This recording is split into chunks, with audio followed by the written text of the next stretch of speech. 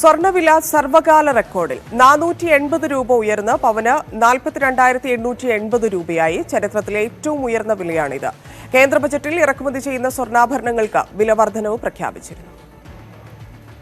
US federal reserve പലിശ നിരക്ക് കഴിഞ്ഞ രാത്രി ഉയർത്തി നിശ്ചയിച്ചതാണ് സ്വർണ്ണവില റെക്കോർഡിലെത്തിയത്.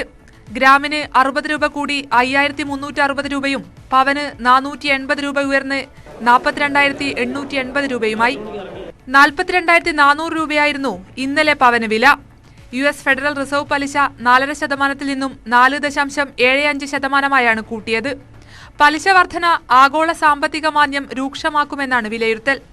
സാർവദേശീയ വിപണിയിൽ സ്വർണ്ണവില ട്രോയ് ഔൺസിന് $1,920 നിന്നും $1,957.28 വരെ എത്തി.